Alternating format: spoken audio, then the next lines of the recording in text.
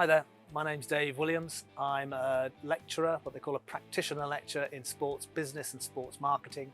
And this is one of a series we call the Equipped Project, where we talk to practitioners in sports business about learning about the sports business from a university or college point of view. Today we're in the DW Stadium, home of Wigan Athletic, and we're here to talk to the Chief Executive of Wigan Athletic, Mal Brannigan, who's going to talk about marketing football and dealing with football as a product. Mal, thanks very much for inviting us. Dave, you're very welcome. Yeah. Thank you. Thanks. What we're trying to do is to try to put the theory or the concepts that we learn about at university into more practical terms to get the learning closer to sports industry. Sure. So what I'm going to try to do now is run you through a few of the concepts that we teach at university and work out if they actually work in the real world. As far as you're concerned, because everybody has a different experience, everybody sees it a slightly different way. Yeah. So if you don't mind, I'm going to run you through a few concepts that you're probably already quite familiar with. From a long time ago, Dave. Yeah, I'm sure I am. Surely not. Surely not. And then either you pick up on how they relate to your current situation, your current challenges at Wigan Athletic, or possibly in the past, or that we leave it to the end and you kind of go back and reflect on some of the concepts we talk about. It's kind of up to you. Okay. Whatever kind of flicks a switch. Yeah. So what I'm going to start with, and if you don't mind, the kind of homespun approach to it's fantastic. We talk about the big 5 sport motives in terms of sport participation and also in terms of being a spectator at sport, not just football, but any sport. And we're talking about, and this kind of goes forward to the product, what's the core product. So the idea is what people experience and what draws them to football. This speed concept, social interaction, performance, to watch great athletes perform, the excitement of win or lose, or is it a big cup game or is it a promotion contest? Esteem, feeling of pride of being associated with a successful club or a local club or something that your family has been associated with a long time. But obviously diversion, which takes you away from your day-to-day life and gives you something to look forward to on a weekend. So far, are you with me? Is this something you're always thinking about? Yeah, I think the most interesting thing there is that if you want to have a look at all of that and you look at what's happened in sport recently, obviously football, from my perspective in particular, it's what's happened through COVID, what's happened through the challenges that we've all faced over the last 18 months. And you can actually go through each single one of these and you look at the reasons why it's so important that sport does come back, and it comes back live, and it comes back that there's, we do have the interaction, we do have everything else that happens from here. So we are, as people, we need to be interactive with each other. And what sport does is that sport allows you to touch all of these points that you're making on here. And you've seen that where, attendances are up. There's an anticipation about what's happening in the future, the excitement about what we've done in particular in the last 5 months since a new ownership group came into Wigan Athletic, and everything about how we then interact with the fans as well. So you talk about interaction. It's not only with the fans amongst themselves and that whole bringing together of communities again. It's also about how we then interact with our fan, with our supporter, with our customer, in effect, about going forward. So this is all very, very relevant. So just interesting, post-COVID, post-empty stadiums, do you feel people are coming back with all kind of overexcited, wanting to kind of make up for the last 18 months? Or they're a bit tentative, thinking, how am I going to engage with this again because I've been away from it for so long? I think there's a mix of both. So there's very much an anticipation about when season tickets came out, the levels of demand were much higher than in any of the previous 5 years, regardless of what division we were in. I think that's a reflection of what's happened in the last 18 months. It is a reflection of the change of ownership, but it is that anticipation about coming back and meeting people again and just being social animals as well at the same time. There are also some fans who have, not come back yet. because of the health issues that either they think they're going to face when they get in here. You know, and it's for us to make sure that the environment that people are coming back into is also a safe environment, and they feel as though they're being looked after by the team that they support at that time. Good. Okay. Related to that, we'll go back one page. Is this whole idea of, and I think we were talking about it, I'm pretty sure it's Phil Kotler, who was the professor from many moons ago, who talked about product and the definition of product. So what we talk about is the idea of a core product, actual or augmented, where the core product is that whole idea of what you're feeling, what are you getting, in the marketing sense of getting customer satisfaction, and the idea that good value means that you're getting more than you thought you would get from the money that you've spent. So the core really, and this is quite difficult to get over because most students will think that the product is the game or the ticket or the seat, when the core really is the reason why they're getting that customer satisfaction. So not necessarily the physical part of it, the other parts that go around that. Is that something, when you're in the office, do you go back to that all the time, talking about the emotion or the attachment and the allegiance side of things? Or is it just, when you're at work, is it something that's just assumed? No, I think that generally most people who work in sport don't think, you know, their thought processes aren't 9 to 5. They switch off for an hour at lunch. They stop at a weekend. They do whatever.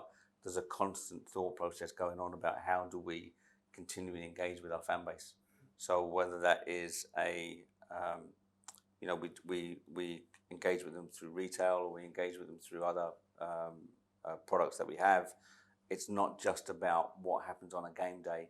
It's all about how do we continue to generate that allegiance, the word that you used, engagement, authenticity. How do we keep it live for them and show that actually we do care about them all the time? Because this is the big thing about marketing, that you're the guardians and it's really their brand. It's their club. Yeah. It's their club, and we're making sure that what we're doing is, especially from us, and I can only talk about our ownership group, is that how do we strengthen the organisation? How do we put good foundations in so that the football club grows, so that at some point when this ownership group does leave, which hopefully is a long time in the future, we've left the club in a better situation than we've done previously. I mean, there's a classic example that everyone uses about an All Black footballer, is that when an All Black is given his jersey by a previous All Black, it's given as something to kind of say, look after this for me and improve it, so as it goes to then the next player thereafter. And it's always all about that. How do we continually cheer up and enhance what was previously there? So, you know, we're coming through a campaign at the moment, the Believe campaign, which is all about how do we bring fans closer to the football club? How do we bring value back to them? How do we show that if they want to engage with the football club in a meaningful way and have a say in where their funds, because it is a financial tool that we're using at the same time, where those funds go to, and they will have a say in where those funds go to. How much time do you spend listening? I know that's a silly question, but I mean in a formal way, research, listening to what the fans are wanting. Is it a constant, do you out there talking to them all the time? I imagine that's what your busiest thing is on match day, isn't it? Talking to going in and around, but I think it's also important that we're talking to business community. I think we are talking to fans forums. You know, how do we engage? We engage directly, we engage through media, we engage through the local press as well. You know, it's that constant messaging that goes out there. I think what's really important though is that if it's too regular, people stop listening. Yep. So we're also very cautious about when we have a message, we put it out there. Most of the time it's quite a succinct message, so it's very clear, which helps us to obviously direct what we want to do when the responses come back. But it is it's a very deliberate process that we have about making sure that when we have a message that goes out there, it's very clear, it delivers what we want it to do, and therefore wait for the feedback to come back in. So communication is constant between ourselves. Which is probably a little bit off subject, but I think that's also helps. Social media helps, doesn't it? Because you can listen first with social media and then respond, rather than constantly be broadcasting some sort of propaganda that people aren't necessarily buying into. Yeah, and thankfully I've got good staff I work with that will do that also for me. So they're very much in tune with the fan base, and that's really, really important, that we don't see ourselves as being separate to, but that we understand what the messaging is when it comes across. Moving on from actual, because we talked about tickets and the match and the teams, to this augmented thing, and I think maybe the difficulty in understanding that if you're a student of sports business is that augmented seems like you're selling burgers or replica shirts or beers in the stand programs, but if you look at it the other way, it's about giving fans more of what they want, which I kind of think kind of links into that research side. What do people want? How can you improve their experience? And we're kind of talking about live match day, I think, to make the product better. Is that a big part of how you deliver a match day experience? I think we're an entertainment product. At the end of the day, it's really important that the environment that people come to watch the match in, one, is safe, two, is enjoyable, it's clean, it's hygienic, it's the demands that fans have about where they see other entertainment products will always come back to us to say, what about, can we have this here? Can we've learnt this from another football club. Is there something that we can do? We will also go out and research other sports and what they do, and other entertainment products that will be out there to say, how about if we try this? So again, coming back to the communication with the fan base, is, does this work? Is this something that you want? If we listen to them as well at the same time, we will try things. If they fail, then we'll very openly we'll say, we did listen, we did try and put the product in, it didn't quite work, or it was such a small demand or uptake within that, then commercially it doesn't work. But let's keep that communication open all the time. That's interesting. Have you got an example of something that has worked particularly well in that sort? One example is a type of alcohol or a type of whatever. It's kind of saying, right, is there a chance that we can have this product within a certain part of the stand? So again, it will be, okay, let's try that.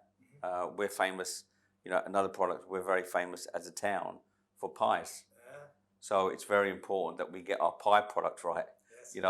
And all through that process. So they're good examples of what we're of listening and then trying to implement the request. Good. I like it.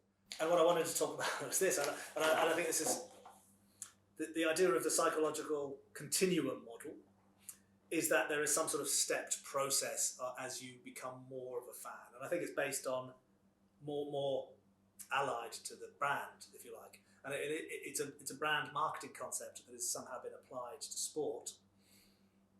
I think it might be Australian. I think the Australians are very keen on this, where you make people aware of something happening, they're attracted to that thing, they then become attached because they've experienced it and they like it, and then there's some sort of allegiance because, it's probably a longer conversation to have, but it's that kind of irrational preference. You fall in love with something. Yes. It's not rational, but you're looking to fall in love with something, and so you find this thing that you love and you're allied to it.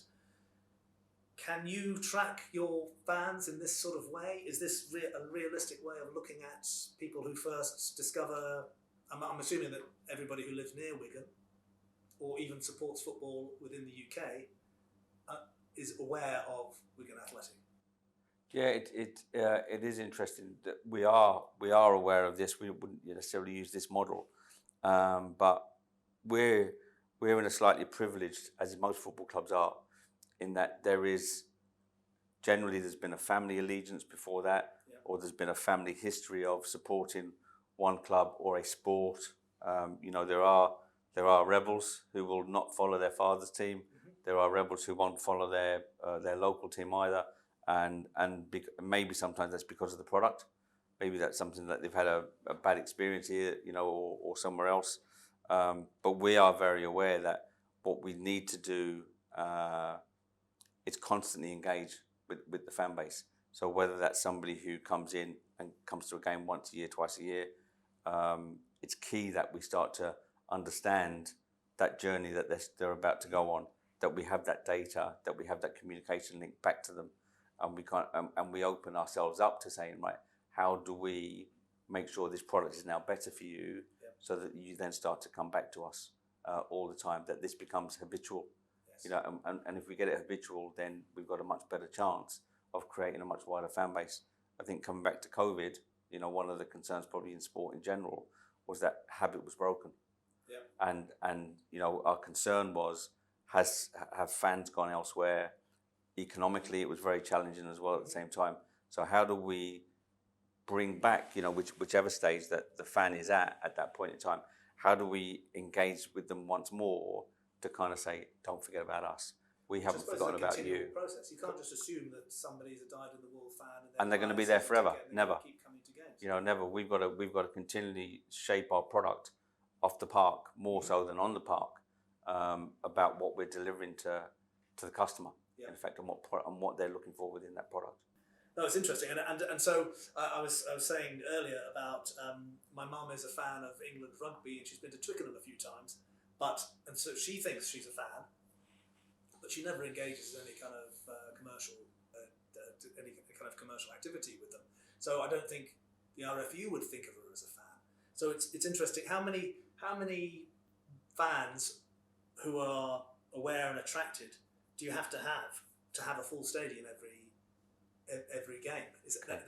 There must be a kind of a large group of people who are there's some loyal allied fans at this kind of extreme level here, or loyal level here, but there must be a lot of other kind of out there people who might go to the cinema, or they might just sit home and watch telly. I think the better way of looking at it is that how do we get wherever the fan is. So, you know, whether the fan is in Wigan, or it's in the northwest of England, or it's Australia, or it's Ireland, or it's it's Norway, it's whichever other country, and they have an allegiance with this football club, whether it's because the club has been successful in the Premier League in the past, because they won the FA Cup, because potentially this is the town that their grandfather came from before they emigrated out. There's always that little bit about how do we engage with that fan the best way we can. Yep. So it's not necessarily that, you know, what does the sieve look like to make sure that the capacity is hit here on a Saturday or a Wednesday evening or whenever a game is. It's all about how do we engage with that fan base the best that we can to make sure that the allegiance remains with the football club, and that if they want to engage with us, you know, commercially or otherwise, how do we deliver back what they're looking for? Which I suppose comes into that whole idea of incoming marketing, doesn't it? That you're attracting them. So you talk about a sieve. You're attracting them by providing football entertainment somehow, and you want them to engage with you. Yeah, well, but probably rather than a sieve, it's probably a funnel. Yeah, is a much better way of looking at it. Too many things fall out. I don't exactly. I don't want them all coming through all at the same time. Yeah. Moving on, I think we're going to talk about segmentation, and I think this is probably, I'm going to again brush over these, because when we talk about segmentation without an application, it's just theoretical, and it kind of means very little. It gives you some framework, homogeneous, scale, reachable, measurable. Yeah. But my feeling from being a practitioner is that you need a commercial imperative, a commercial requirement first, to then identify where the business is. I guess the important thing is, so what I'm trying to think of is, how do you use segmentation? For example, if you want to sell more hospitality boxes, or you feel like you want to get more families to games, you feel that's an opportunity, an area of opportunity. How do you reach those people? I think we might be going into the Believe campaign. Sure, yeah. I think first of all is that you've got to look at what areas of the market are we currently in, you know, and whether we've then, having done that research, so, you know, if we believe that a market is 100 people, say for example, and we're touching on 20, 25, what do we do about that additional 75 in there? So it's the research that goes beyond that. So let's find out who those other 75 are. Let's find out then how we start to potentially engage with them. What would be the reasons why they're not currently engaging? How do we then start that communication open to them, and then slowly get that figure from 25 upwards to say, right, we're now hitting that segment of the market that we want to do. So, as an example, if we want to touch on families, it will be, how do we engage with the family, which is the best way to do it? Generally, it's through schools or youth organisations or other things. And how do we start partnerships with those that there's actually a benefit for everybody to come in there? So it's coming back to the previous model. It's all about that. In the end, creating that awareness, then your allegiance down the very bottom, to kind of make sure that you are trying to maximize your ability to hit that whatever segment of that market that we're looking at. And is that process reviewed seasonally, quarterly, monthly? How do you, so for example, you talk about schools. I suppose there is a community program. Anyway. Yeah, a very strong community program here. And then you sort of review that on a yearly basis in terms of what are our targets this year, and how does that work? I think what you do is that we'll use that in particular. It will be that we will put a 3-year plan in place to make sure that we've touched every primary school, touched every secondary school within the catchment area of the football club, where the latics in the community can reach out to, making sure that we're giving value all the way across rather than just to a small section of that. Yeah. So, through that whole process will be, how do we keep on using the word engage? How do we keep on engaging with people to make sure that they're aware of what we do, whether it's within the community, whether it's at the football ground itself, training ground, players, anything else like that. So, the other part, we're talking about the product as a football club. What we're also very good at, and that all football clubs are, is that how do we engage with the community and do lots of other good things that have nothing to do with the football club, because of the allegiance that somebody has with the crest or with having been here at some point in time.